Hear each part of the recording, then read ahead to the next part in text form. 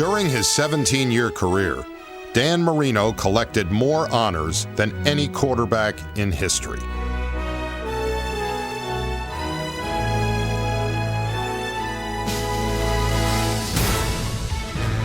When he retired, he held every significant NFL passing record: most completions, most passing yards, and most touchdown passes.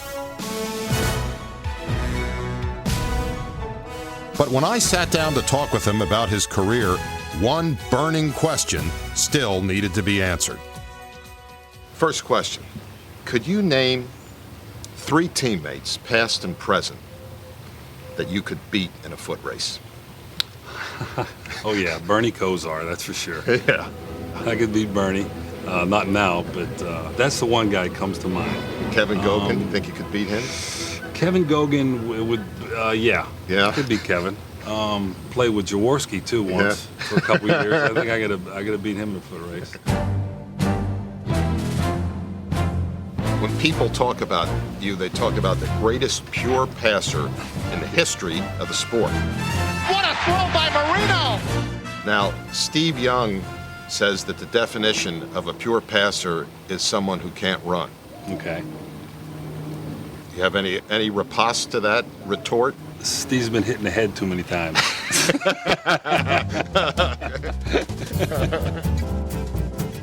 I think the underrated skill that I always had is people thought that I wasn't fast or quick, and I've always been So quick. you're still upset about the first question? Yes, I am. That pissed me off. Well, you know, after an Achilles operation, 6 knee operations, All right, it was a bad way to bone in start my the ankle. interview. Okay. You know, it's hard to beat anybody in a race now, but at one time I actually could run a little bit.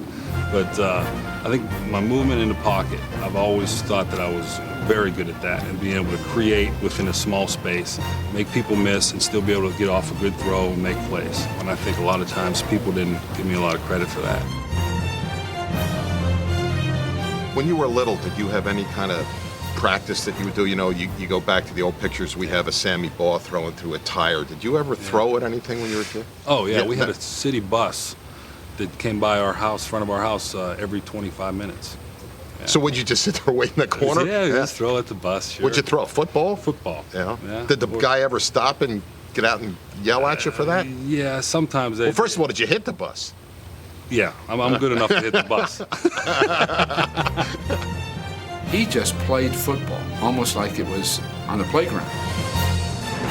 In fact, once he and I were exchanging, I said, well, now what are you looking at when the ball snapped? What are you looking at on your first read? When do you look to your alternate receiver? He says, look, I just look for the open man, and I'm going to hit him. Hot touch!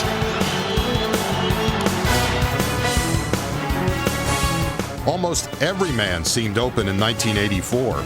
In just his second season, Marino passed for an NFL record 48 touchdowns and became the only quarterback to throw for more than 5,000 yards in 1 year. Over the next decade and a half, Marino set for himself the highest standards and expected the same from his teammates. Oh my God, did Jackson lay out for that football? His confidence was unbreakable and never wavered when things went wrong. Dan just had that belief in himself that, you know, he was that good, that if something wrong happened, it was because someone else didn't do the job. Yeah, but just didn't come flat. But don't stop. You stop. I stayed away from my first few years, you know what I mean? I tried to avoid him as much as I could because I see him yell at everybody, coaches, players, trainers, whatever. One time, Duper, I mean, he didn't dive for a ball in the end zone. He could have caught it for a touchdown. Yeah. There was a little out in front of him, and I said, why didn't you dive? He says, well, you're making all the money. Why didn't you hit me in the chest? You know, and it just pisses him off. Then we had a little argument, and, you know, it goes from there. Marino usually wasn't as vocal off the field with the media. Now, I heard a story by some reporter here that said that when they first met you, you shook his hand, you said, I'm glad to meet you, I know you're a reporter, but you're not going to get from me. Well, that could be okay. No, is that true? That might have happened, sure. I don't remember it, but that could have happened, yeah. Avoiding the media became more difficult as his career statistics continued to grow. But as the years went by, Marino wasn't satisfied with producing just record-setting numbers. The snapshot of Dan Marino that I'll always remember is after he broke Fran Tarkenton's all-time yardage record. They ended up losing the game that day. And Marino's in the locker room after the game, and Harvey Green, the Dolphin PR guy, hands him a play-by-play sheet from that game. And he says, "Hey, I thought you might want it as a souvenir." Marino goes, "What is it?" And he says, "It's a stat sheet." And Marino looks up at Harvey and he goes, "Pfft," and he just throws it aside. Too many people, I think, will remember him as, quote, a numbers guy. He wanted to be known as a winner. Second winningest quarterback of all time, didn't win the big game. And I think that's what really will stick in Marino's craw.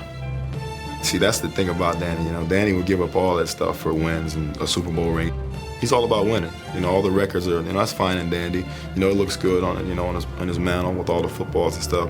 But his whole thing is he wants to win. Marino throws deep downfield. It is caught by Fryer. Yes! That's on 4th and 5. I've always had the attitude just not to quit, and then I could overcome anything in a football situation. All right, let's make something happen now. Make something happen. Let's go. Play with some urgency now. A little urgency. You know, if you're down by 21 points, you think you can come back and win that game. It used to be that, you know, if you had 30 seconds left, it was almost hopeless.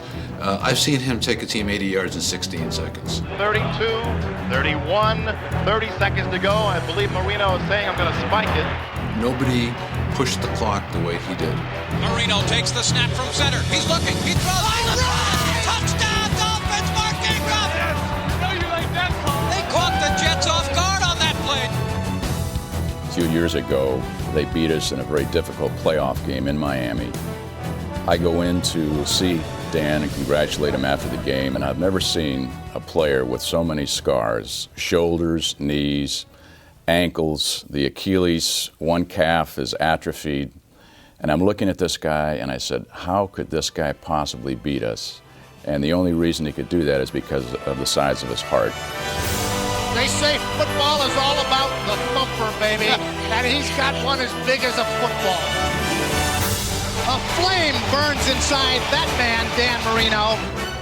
Although he was never crowned a champion, I'll always remember Dan Marino as one of football's true treasures. No player ever displayed a greater will to win. And it's that passion he showed for the game that we'll all miss watching this season. What are you going to be doing 1 p.m. Sunday, September 3rd this year? Well, I thought maybe I'll call Duper and Clayton, see if they want to come over, have some beers, and we'll throw it around a little bit.